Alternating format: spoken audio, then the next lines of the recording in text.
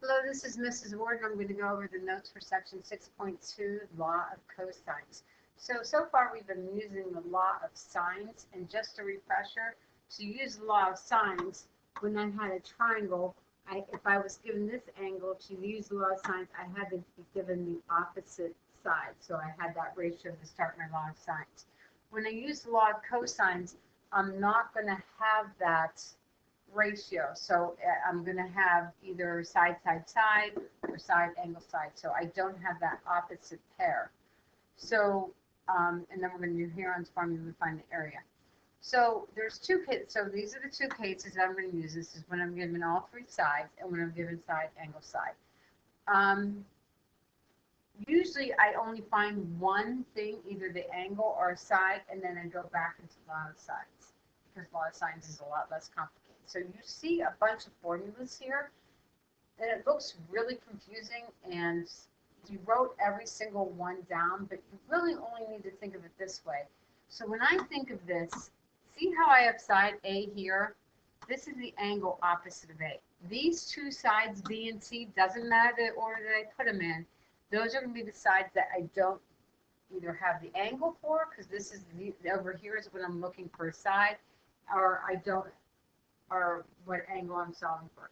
And I'm hoping that you realize that to get to these over here, all I did was I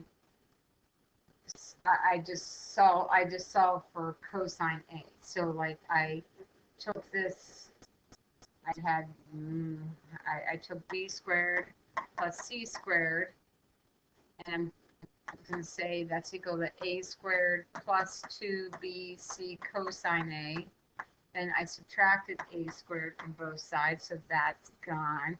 And then I divided both sides by 2bc, and that gives me the cosine of A. And that's that formula here. So again, remember that these two sides are being treated the same. This is treated differently because that's the angle that I'm looking for. So when I do the law of cosines, it's simple. It's a lot of calculations, but when I go to do this, I'm gonna want to be somewhat intelligent in this, because in the back of my mind, I know the law of sines has that flaw where I can have that ambiguous case.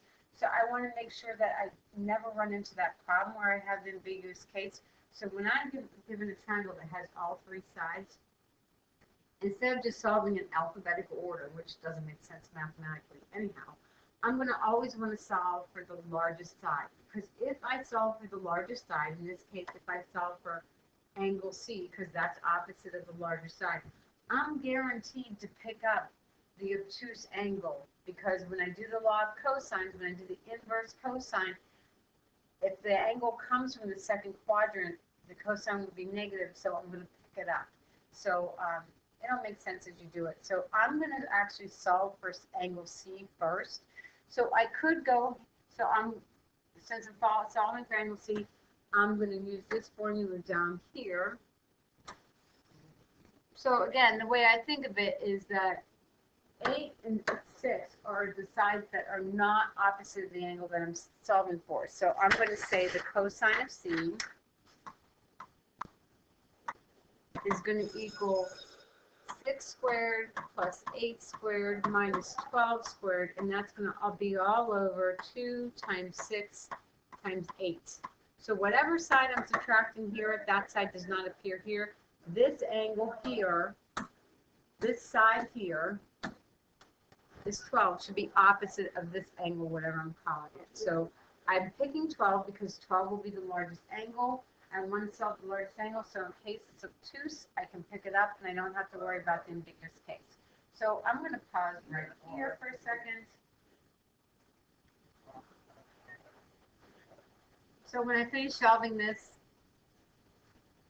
I end up with angle B being 33.95 degrees, and you have to add and subtract from where you find the third angle, and the third angle ended up being 26.38. And you can leave the two decimals, but when I check it, I'm going to check that it rounds to the correct 10.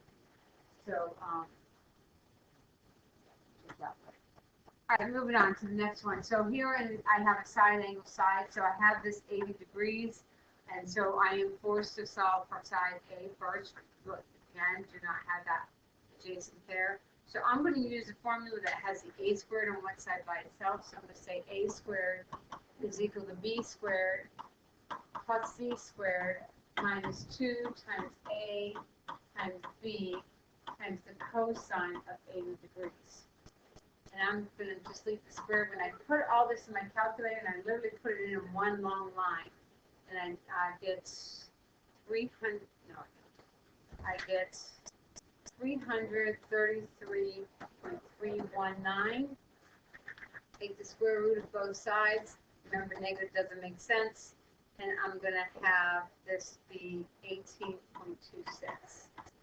So this is 18.26. And I'm lucky because that's the largest side that I see in my triangle, which means this 80 degrees is the largest angle that I can have.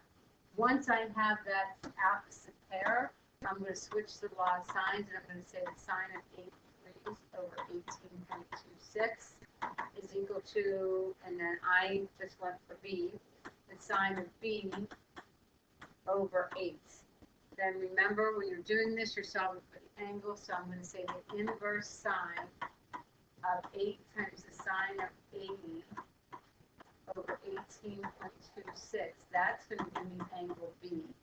When I first do that on my calculator, remember it's in radians, and you get that 0.634, whatever the rest of the decimals are, and then change it to degrees by multiplying by 1 and 80 divided by pi, or by using the DD button, and I end up with B being 36.34 degrees. So once I have that 36.34 degrees, I'm just going to take 180, subtract the 80 plus 36.34, and when I do that, see, when I do that, I end up with 40.33 degrees for C. Okay, moving on to word problems. In a softball game, the batter hits the ball to center field. The center fielder then throws the ball to third base, as shown. So here's home plate. There's first, second, and third. This is center field out here. The ball goes to center field, and center field throws it here. I'm looking for the distance from center field to third base. So if I want to make a triangle that doesn't look as confusing, this is 60, this is 240. These are feet. This angle here I was given was 45, and I'm looking for this D. I'm going to leave the D instead of switching to A, B, and C. So I'm looking for the D, so I'm going to say D squared is equal to 60 squared. Again, it does not matter the order that I did 60 and 240. I'm putting it into the formula, and I'm going to multiply it by the cosine of 45 degrees. If you know the cosine is 45 degrees, the square root of 202, you can hop right to that.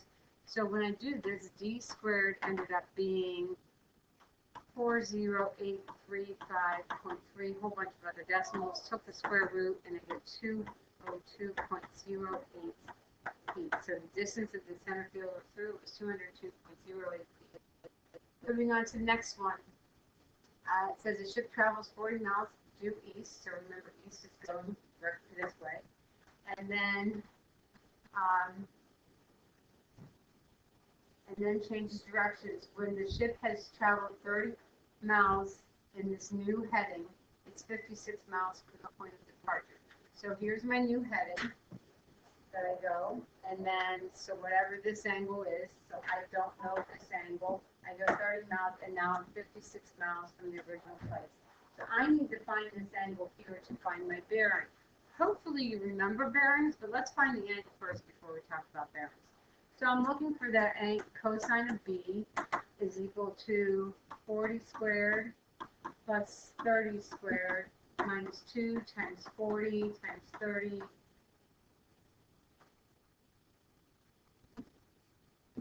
Oh, I did that so wrong. I did do that wrong. Minus C 56 squared. So sorry, lost focus. All over 2 times 40 times 30. when I do this, I'm going to do the inverse cosine, and when I do the inverse cosine, I get b to equal 1.839, which means that angle B is equal to 105.3, I'm going to say 105.4 degrees. So this whole angle is 105.4 degrees. But you have to remember bearings. Remember when you did bearings, you learned to create a new coordinate system, I guess is the best way to say it. And then this is 0 degrees, and this is 90 when I'm in bearings, this is 180. So here, going from, I want to figure out what this bearing is, so I need to figure out this little angle here. So I'm going to take 105.4, and I'm going to subtract this 90 degrees. And I'm going to be left with 15.4 degrees. So my bearing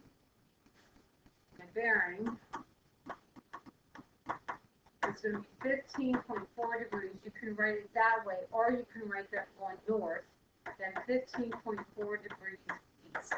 Either one of those are acceptable. Remember, bearings goes based off of direct north being 0. Now I'm going to have to pause you again, so hold on. Okay, moving on to the next one. This is using Heron's formula. The only time you use Heron's formula to find the area is if I'm given the 3 sides without any angles. So to do this, I am going to find what's called a semi-perimeter, which means I'm going to add up 3 sides and divide it by 2. And then that's going to give me this S. And then I'm going to take that S and put it into this formula here. So when I do this, when I add the 3 sides and divide by 2, it should be larger than any one individual side. If it's not, then you made a mistake. So, or it's not able to be a triangle. So if I find the area of the triangle sides 5, 9, and 8. So the first thing I'm going to do is I'm going to find my S. So I'm going to take 5 plus 9 plus 8. And divide that by 2. So I end up with 22 divided by 2, which is 11. So my S is 11. And to find the area, I'm going to take the square root of 11 times 11 minus 5, 11 minus 9, 11 minus 8. Now, keep in mind that it does not matter the order that I put the A, the B, the C in because I'm multiplying. So when I do this, I did 11 times 6 times 2 times 3. And when I do that, I got an area, and I did not write the other one. I put 19.9 square units. So I hope this helps, and I will see you next time.